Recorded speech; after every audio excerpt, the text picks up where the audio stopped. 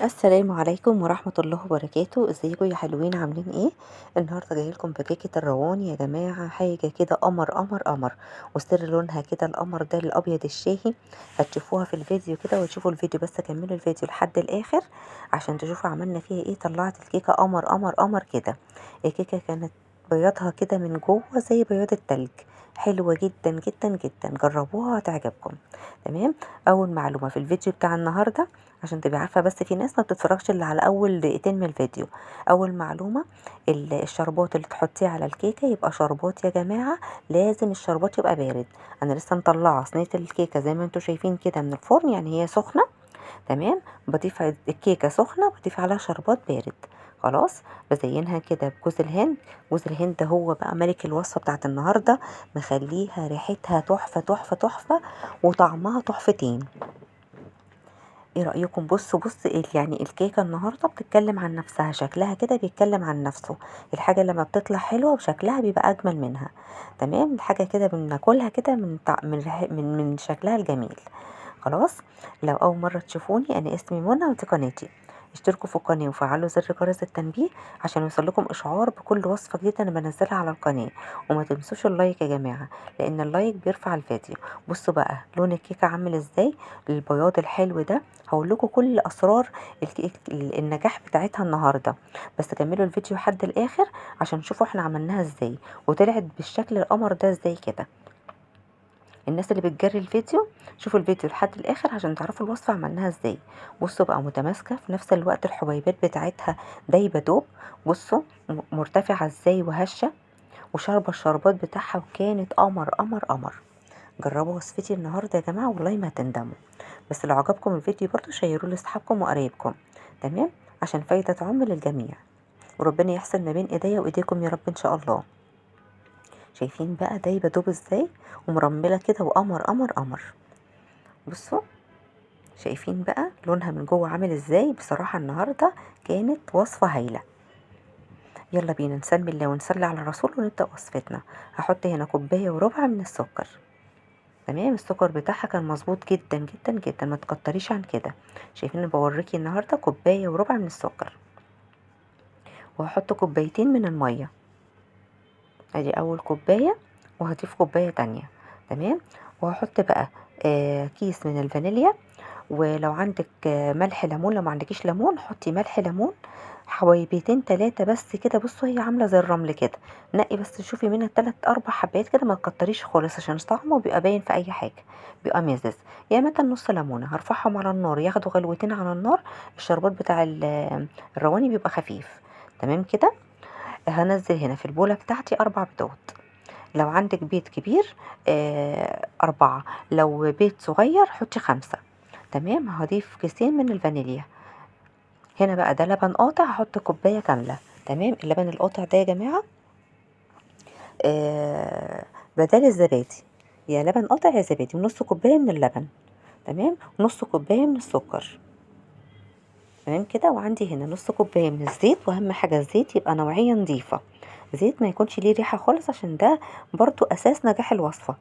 يعني اساس نجاح الوصفة لو كلتي حاجة طعمها مش حلو، يبقى بوظلك كل المكونات اللي انت حطيها، كل تعبك كله بيروح. تمام. خلاص كده.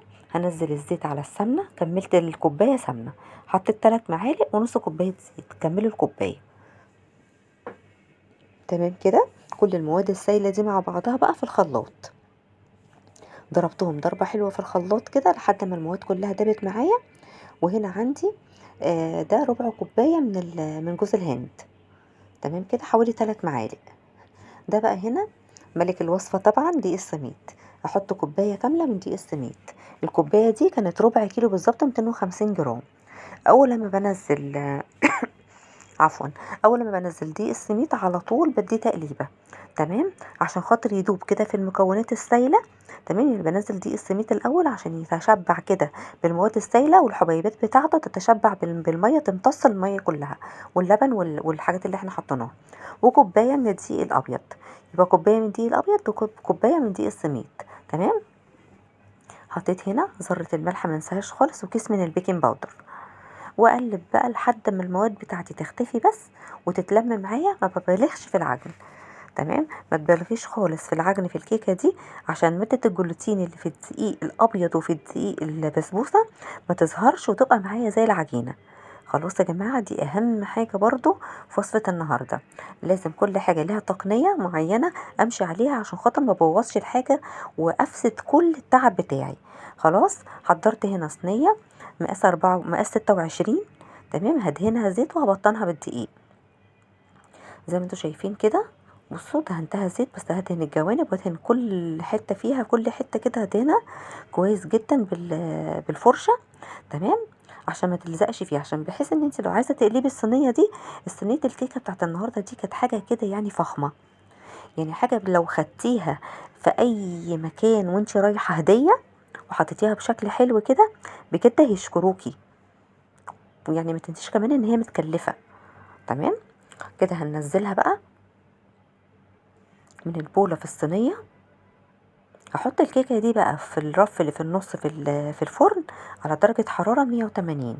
تمام. بصوا بقى، اول ما بنزل صينية اي كيكة كده لازم بهز الصينية بتاعتي، مش بخبطها خبطتين بس 3 على الرخامة، لا، بهزها كمان كده بتلاقيها بتستوي معاكي بكل سهولة.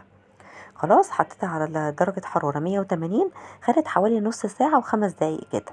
تمام. حوالي 35 دقيقة في الفرن. اول لما لقيتها خلاص غرست فيها السكينه، اول لما لقيتها استوت والسكينه بتاعتي طلعت نظيفه، حطيت لها ولعت عليها الشوايه على طول. تمام. هنا بوريكم بقى الشربات بتاعي بارد. انا طبعا عامله الشربات بتاعي قبل ما اعمل البسبوسه ب5 دقايق، الرواني ب5 دقايق. الشربات بتاعي يا جماعه للمره المليون بقول لكم لازم الشربات يبقى دافي، يا دافي يا متى بارد، يستحسن هو يكون بارد، بس هو بتاع النهارده كان دافي. خلاص كده. بنزل الشربات بقى واحط كل حته فيها شربات، ما انساش خالص. تمام. اوزع الشربات بتاعي توزيعه صح، عشان كل حته وكل فتفوته تبقى فيها شربات كده ومتشبعه بالشربات، لان ده اساسها النهارده. هقطعها بقى كده بالشكل ده، وقطعيها التقطيعه اللي انت عايزاها على حسب رغبتك. انا قطعتها مربعات كده زي ما شفت كده في الفيديوهات نادية السيد وأسماء فايز بصراحة كانوا، وفيديوهات كتير جدا، قنوات كتير جدا كانت عاملاها بصراحة. كان يعني شكلها يشهي بجد. وملك الوصفة بتاع النهاردة بقى جوز الهند. جوز الهند بصراحة كان عاطيها ريحة، ريحة تحفة بجد يعني. تسلم ايد الناس اللي عملت الرواني دي، واللي اخترع الرواني دي اصلا يعني وصفة قديمة من من ايام اجدادنا يعني. بيعملوها بصراحة تحفة تحفة تحفة. مفيش أحسن من حاجة البيت، حاجة اقتصادية، حاجة على قد الإيد، حاجة ناجحة. أحلى حاجة لما بتعملي وصفة وتكون ناجحة. شايفين بقى انتوا لحد هنا في الفيديو؟ اشتركوا في القناة وفعلوا زر جرس التنبيه عشان يوصلكم إشعار بكل وصفة جديدة أنا بنزلها على القناة. والسلام عليكم في فيديو جديد.